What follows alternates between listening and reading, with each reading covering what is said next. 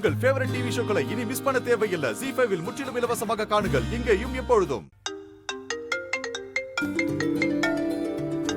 Chamundeshwari madam call பண்றாங்க.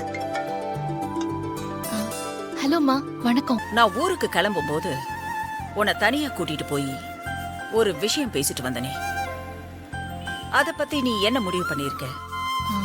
Madam, இதுல என்னோட முடிவு மட்டும் முக்கியம் இல்லையே. கல்யாணங்கிறது 2 பேரோட மனசும் ஒண்ணு சேரணும். தேவியோட அப்பா முடிவு கூட முக்கியம் இல்லையா? நீ சொல்றது கரெக்ட் தான் துர்கா. சூர்யா கிட்ட நான் பேசுறேன்.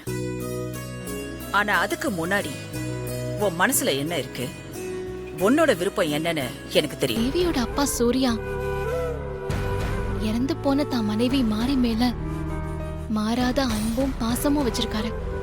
அதான் மாரியோட இடத்துல இன்னொரு பொண்ணை ஏத்துக்க முடியாதுன்னு 3 வருஷம் ஆகியும் கல்யாணம் பண்ணிக்காம இருக்காரு.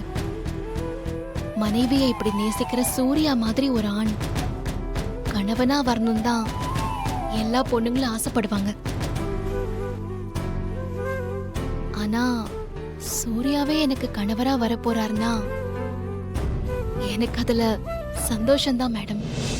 ரொம்ப சந்தோஷம் துர்கா. உன்கிட்ட இருந்து இப்படி ஒரு நல்ல முடிவை தான் நான் எதிர்பார்த்தேன். இது போதும் எனக்கு. நீ சூர்யாவை கல்யாணம் பண்ணிக்கிட்டா தேவிக்கு ஒரு நல்ல அம்மா கிடைச்ச நிம்மதி சந்தோஷம் எனக்கு கிடைக்கும்.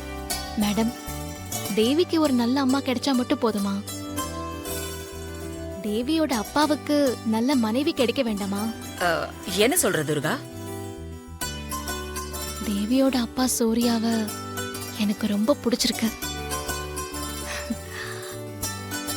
அவரை கல்யாணம் பண்ணிக்க நான் முழு மனசோட சம்மதிக்கிறேன். ZEE5 ஆப்பை டவுன்லோட் செய்து அனைத்து எபிசோடுகளையும் இலவசமாக பாருங்க.